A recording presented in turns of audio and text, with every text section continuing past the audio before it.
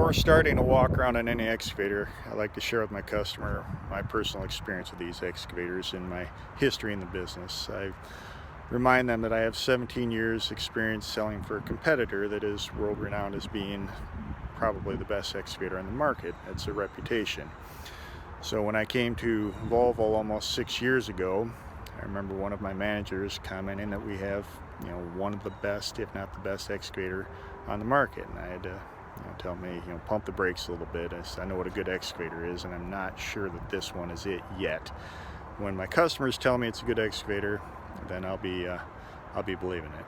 So that first year, I'll be honest with you, I didn't demo a single excavator. But the second year, I was invited to 12 separate opportunities where an excavator was actually purchased. Of those 12, Volvo got 11 of the deals. And these are guys that were getting off of Caterpillar, getting off from Deere, getting off of Hitachi, getting off of Caterpillar, the main names out there that we compete with. Only one of those was a repeat Volvo owner. So we showed guys that understood the competition, what a good excavator was. They believed it, and they made the change. The one that I lost was to Kobelco, and the guy never even pulled the levers on the Volvo. The Kobelco salesman showed him a number and said, "Say no to this." And the guy says, I don't even think I like this excavator, but he's taking in my pontoon boat on trade. I got some antique John Deere tractors, so on and so forth. Net difference was something like $60,000 out of pocket for a brand new excavator. He says, I can't say no to it. That's the one I lost. So from there, my confidence soared, and then I can talk to my customers about why these excavators are doing so well in the market. So that's what I'm going to share with you now. After I've built my excitement with Volvo with them, I share it with them with the walk around. Starting my walk arounds, I start out at the bucket area, and I begin to talk about how well this excavator is built. We talk about how robust the boom and the arm are, and we can look at the things that you can visibly see, where if you look at the arm end and all the various connection points, how we use castings for the high stress areas. They're a little bit more expensive to manufacture, but they hold up the stresses a lot better than a fabricated end. On this particular boom and arm, they comment on the things that they can't see, which is the plating inside of the boom and the arm, and the bulkheading inside there to add strength. And here's a time to point out that because they do that, they're confident enough in these excavators that Volvo is the only manufacturer that's going to offer lifetime frame, boom, and arm warranty to the first user, and there's nobody in the industry that does that but Volvo. A couple other things that we do out here on the arm end, you notice when you look at the piping on the excavator boom and arm, very clean. Volvo has gone out of their way to make sure that this is very affordable for us to put on and to have put on at the factory, so that we don't have to do any after the fact welding and grinding and painting as I had to do in my previous life. We always ordered machines with no plumbing, no couplers. Volvo makes it very easy for us to have it set up properly from the factory. You notice midway up on the arm there's a bank of grease zerks. Volvo's got them all over the machine, so it's very easy to grease this machine. The operator has no reason not to do the routine maintenance that this machine needs. Out here on the arm, there's generally speaking, we're going to have a larger diameter hardened chrome pin in all of our wear points. Leads to a longer life than most of our competition out there. We do also have bolt-on wear plates on the end of our arm, where most of the competition will be weld-on. Where that benefits you is that when it does get wore out, it's a pretty easy process to unbolt the wear plates and bolt on new ones, so the guys are more likely to do it when it needs it than put it off until you've gone too far past the wear material.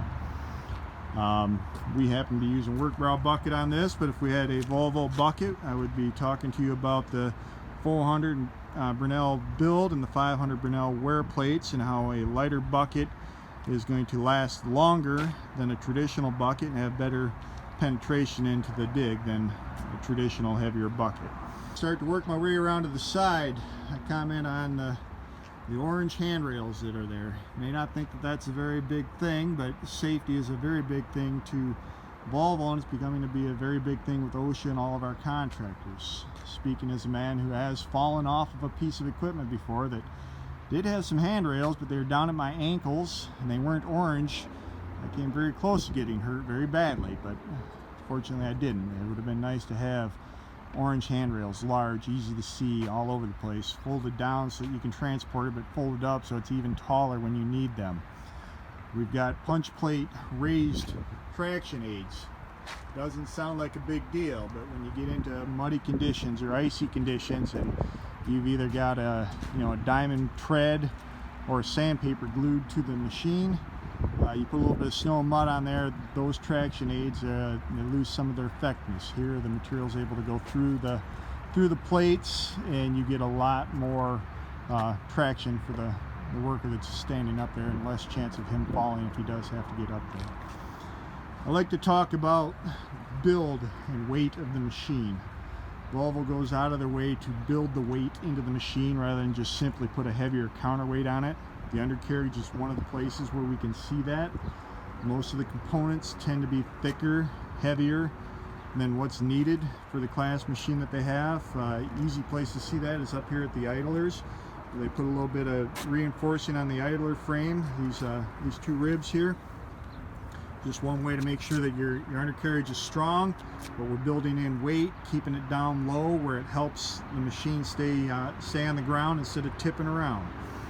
They put a slope frame on the undercarriage, a high tensile slope frame, a lot easier for the guys to clean out at the end of the day. And as it's getting colder here in Michigan, it's important to clean out, even though somebody might spend a little more time on this one than what they did. There's no excuse for not cleaning the machine out.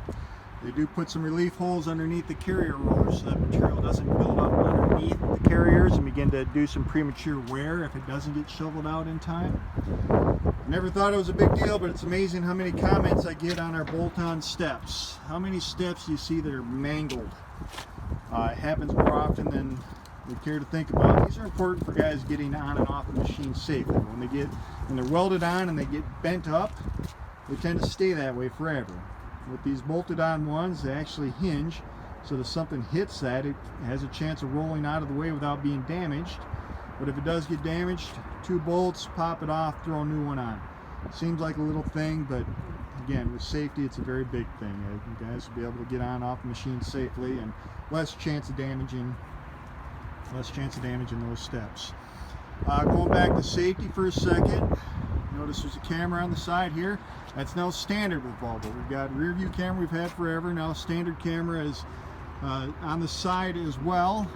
And while this machine doesn't have it, something's becoming even more and more popular, as you will find sometimes a third camera up on the far corner of the cab. And when you have that third camera, Volvo will make a composite picture of those 3 cameras, and the operator, while sitting in the seat, can have a 360-degree overhead view of the excavator and the area surrounding it, so that he will see everything just in one glance, what's close to him. Wherever you are around this machine, there are no blind spots. So it's a very, very nice feature. I don't know of any competitors that have it at this point. Another area where we can talk about, again, a little bit of weight is when you get into the sheet metal. Doesn't sound like a big thing, but our sheet metal is a little thicker than the average excavator out there. Adds a little bit of weight, but also adds some durability. It's a lot harder to dent up and mangle these things, which excavators tend to do. I'm not saying you'll never dent the door, but it's going to last a lot longer with the thickness of steel we use. Usually if you grab hold of one of these things and shake it, rattles like a piece of paper. You look at the hinges that they put on it, how heavy they are.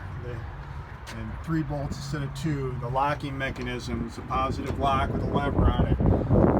All the linkage is bolted on heavy duty. So, if you do wear this stuff out with time, it's very, very easy to maintain and replace without having to drill out pop rivets and such.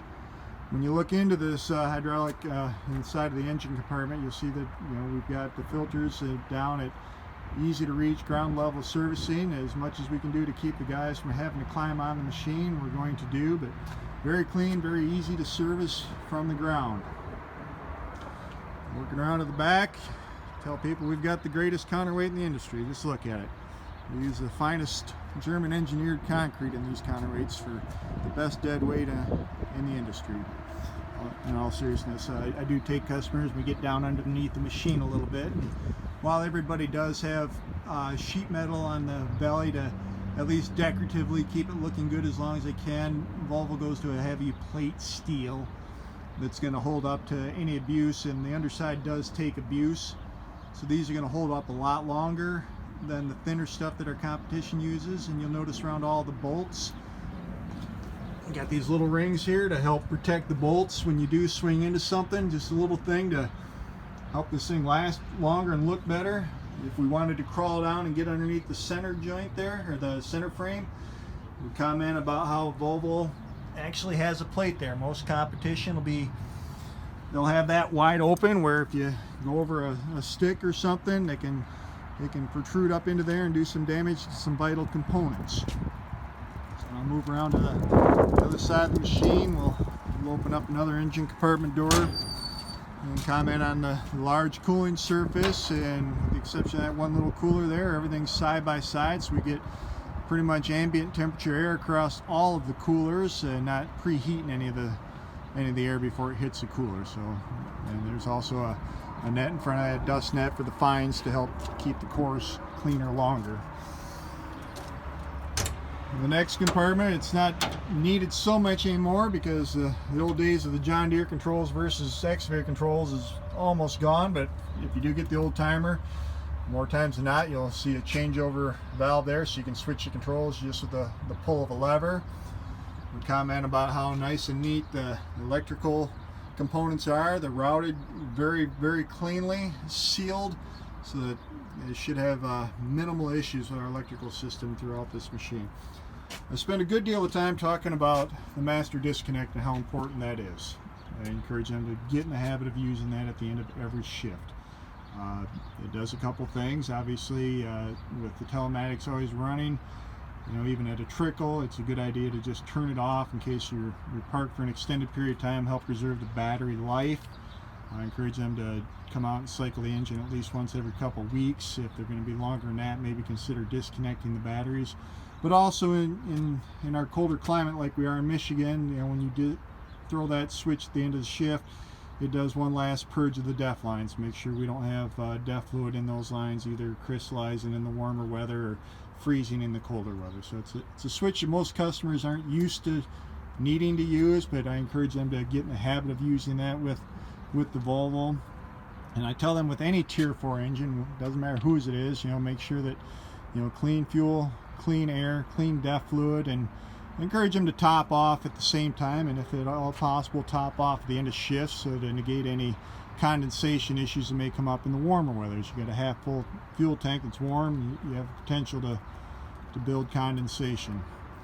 Then we work our way over into the cab. For the purposes of this video, I will not get in the cab and go through the walk around, but we would get in there and we'd spend a little bit of time talking about all of the functions on the seat, advise them if they cannot get comfortable in the seat and comfortable with the controls, they have not looked around enough for the right levers. I'll show them what I can, but make sure they know that everything on that seat can be adjusted, including the heater on that. In the cold weather, it's good to turn the heat on for them.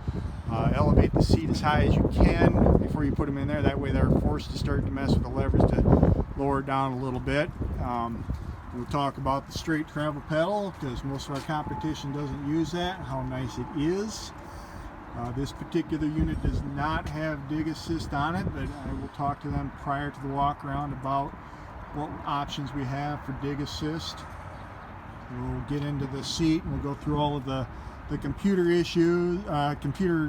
items, show them how to change the control responses, through soft, normal, active, show them how they can set up and program attachments, show them how to use boom float. And that's the most misunderstood button on these excavators. Make sure they know what the icon looks like, make sure they know where the button is, and then I demonstrate for them how it works. And basically it's gravity down, no power down, and share with them how that can help them both in rating and in production. And I'll demonstrate for them by swinging 180 degrees and stabbing out as far as I can with boom float on and with it off, just to show them that when you're digging as hard as you can, it will make you faster. I'll make sure that they understand what the power boost button is, how they can get about roughly 10% more machine for about 10 seconds. I know it's a little high, but it's easier to remember that way. And then I will show them how they can get that continuously with the fine mode, and explain to them how they can get about 10% more machine at low RPMs for very heavy structure setting, very fine things where you need all the power you can get, but you don't necessarily need the speed. Lots more going on in the cab, but just to keep things sweet and simple, those are the highlights I like to get with the customers until they get in the seat and come up with their own questions. Thank you for your time.